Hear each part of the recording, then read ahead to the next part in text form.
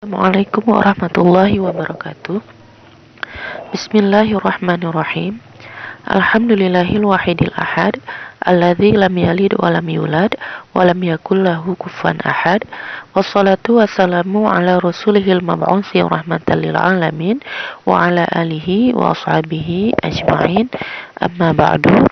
Pada kesempatan kali ini kita akan membahas tentang makna wahdaniyah dan dalil wahdaniyah yang terdapat dalam kitab Al-Aqidatul Islamiyah. Bismillahirrahmanirrahim. Sin. Ma ma'nal wahdaniyati wa ma daliluha. Bermula apakah itu makna wahdaniyah dan bermula apakah itu dalilnya wahdaniyah. Jim. Ma'naha annallaha wahidun la syarika lahu. Bermula maknanya wahdaniyah itu bahwa sungguh Allah itu yang esa, tiada syarik baginya Allah.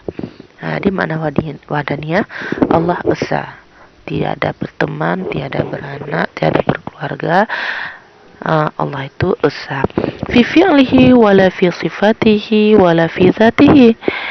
Allah esa baik pada perbuatan Allah esa. Dalam artian semua perbuatan ini adalah perbuatan Allah. Wala fi sifatihi, dan sifat Allah pun esa, selalu seperti itu, tidak pernah berubah dan beda dengan kita. Kalau kita kan contoh saja sifat kuasa, kita memiliki kekuatan tapi tidak esa. Kadang-kadang kekuatan kita sangat kuat, kadang-kadang lemah dan berubah-berubah. Tapi sifat Allah itu esa, seperti itu, selalu seperti itu, dan hanya satu kudrah yang satu, dengan kudrah yang satu Allah menciptakan semuanya, Allah membuat semuanya dengan kudrah itu. Tidak ada dua kudrah, tiga atau empat ya, hanya satu sifat Allah esa. Wala fi zatihi, dan zat Allah pun esa. Dalam artian zat Allah itu tidak tersusun dari apa-apa, tiada bahan apa-apa, zatnya esa dan tidak terbagi menjadi anggota-anggota, dan tiada juga ada zat lain yang seperti zat Allah esa, zat Allah esa. Wa daliluha annahu law kana lahu syarikun lawaqa'a bainahuman niza'u wal khisamu. Dan bermula dalilnya wahdaniyah itu bahwa sungguhnya Allah itu jikalau adalah baginya Allah itu syarik, niscaya sungguh terjadi di antara keduanya Allah dan syariknya itu perdebatan dan perselisihan, akan terjadi perdakwaan. Bukti bahwa Allah itu wahdaniyah, seandainya Allah itu punya teman, tidak sendiri, pasti akan terjadi perbantahan dan perdakwaan di antara keduanya, karena dua orang atau dua makhluk itu tidak mungkin memiliki pemahaman yang sama persis, tidak mungkin memiliki pendapat yang sama persis. Kalau keduanya masing-masing berpegang pada pendapatnya, saya ingin membuat bumi yang seperti ini, yang satu lagi ingin membuat bumi yang seperti itu, dan masing-masing mempertahankan pendapatnya masing-masing, itu pasti di antara kedua Tuhan ini akan berselisih. Dan bila kedua Tuhan itu berselisih, fayafsudul kaunu, maka rusaklah makhluk.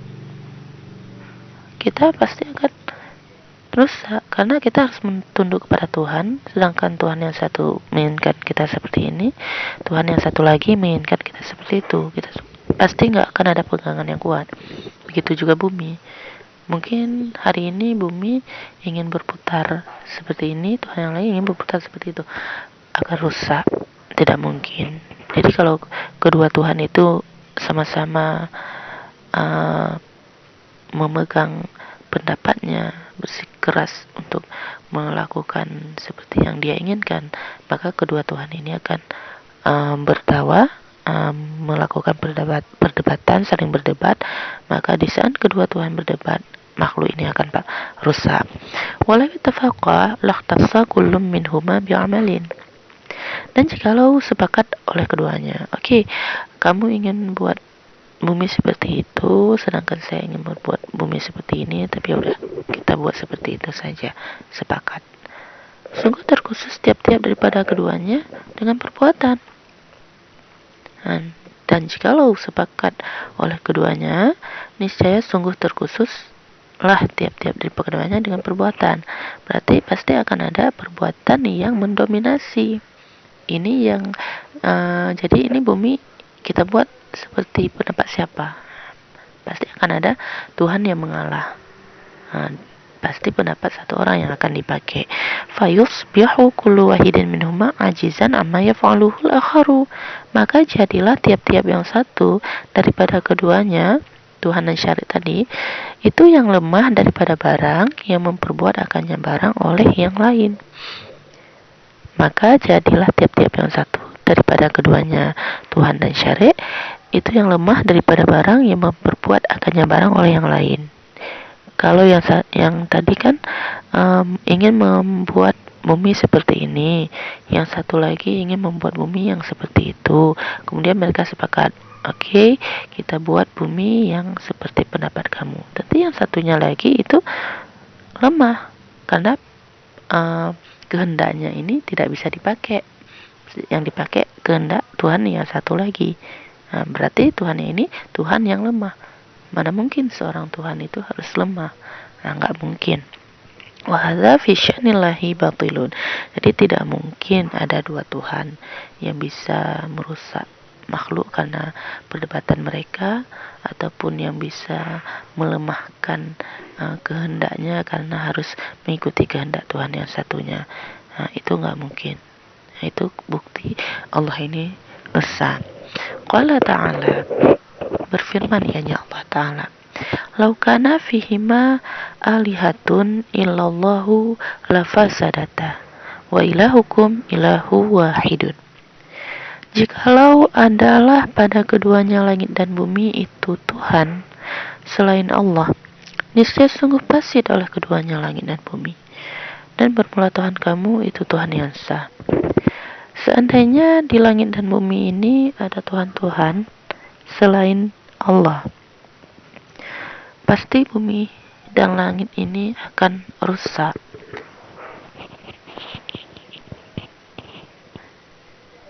Seperti yang sudah kita jelaskan tadi. Seandainya ada Tuhan-Tuhan yang lain yang mengatur langit dan bumi ini, sungguh kita nanti saat melihat ke atas, saat kita melihat bintang, itu pasti kadang-kadang bintangnya hadir di waktu malam, kadang-kadang hadir jam 12 siang dalam keadaan gelap. Pasti kacau. Karena kenapa? Banyak yang ngatur. Tapi kan kita nggak pernah melihat perubahan-perubahan yang yang sangat nampak, seolah-olah bumi ini memang diatur oleh banyak Tuhan. Kan tidak pernah. Dari jam sekian di satu tempat siang, semua siang. Dari jam sekian dari siang di tempat yang lain malam, semua malam. Jadi itu menunjukkan yang mengaturnya satu. Tidak mungkin banyak yang mengatur tapi keadaannya sebaik ini. Itu membuktikan langit dan bumi ini pengaturnya itu satu, esa. Karena memang seperti tidak ada yang membantah, tidak ada yang perubahan-perubahan yang sangat signifikan, karena memang menunjukkan sekali ini alam semesta ini diatur oleh zat yang satu, karena teratur sekali. Jam sekian di satu tempat